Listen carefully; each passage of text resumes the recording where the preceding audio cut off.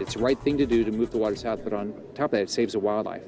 Governor Rick Scott acknowledging growing concerns about Southwest Florida's coastline. This as pressure mounts on state and federal officials to address the water releases from Lake Okeechobee. For weeks now, the Army Corps of Engineers has been draining billions of gallons of murky water into the Caloosahatchee, all to reduce the lake's water levels. But it's happening at the expense of our water quality. The Corps has approved the first step in the governor's proposal to divert the water from the Caloosahatchee and St. Lucie estuaries into the Everglades. They do this by draining the water from flooded lands just south of the lake, and when that area is emptied, it should eventually take on water from Lake O. But is this a solution or just a Band-Aid? 4 in your corners, Carl Fortier taking those questions straight to the governor. Carl.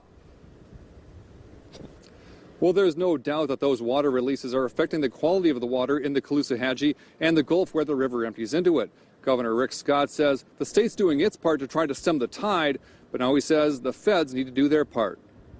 The federal government needs to invest more money so we could hold more water in the lake. The record rainfalls this winter have raised the water in Lake Okeechobee to unsafe levels, but the releases into the Caloosahatchee are causing an uproar along our coast. Governor Rick Scott has asked the Corps of Engineers to divert the lake water into the Everglades. Is it a long-term solution or more of a temporary Band-Aid? Well, the long-term solution is, the long-term solution, there's certain things the state can do, which we're doing. We're putting money into storm treatment areas 43 and 44 to hold more water. That's the right thing to do, and we're doing that. It won't have any significant impacts in improving our situation for weeks to months. Jennifer Hecker of the Conservancy of Southwest Florida says while she thinks the governor is taking appropriate measures to relieve the flow of water from Lake O downriver, much more needs to go into long-term solutions. That would require additional land to be purchased in the Everglades agricultural area and for us to build more conveyance and a giant reservoir. Does the state need to buy agricultural land south of the lake to help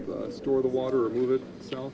Right now, we're doing the right things. The thing we need to do is finish the projects we're working. He says ultimately the feds need to do their part to come up with solutions. They're 100% responsible for the lake, and we have no control over that. No control over the rain either, and this was supposed to be the dry season. We're going to still be experiencing discharges at rates that are causing harm to our river and estuary in the wet season. So we need more pieces of the puzzle.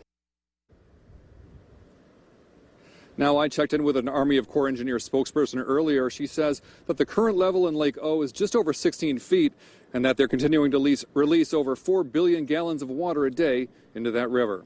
Reporting live in Naples, Carl Fortier, Fox 4 in your corner. All right, thank you.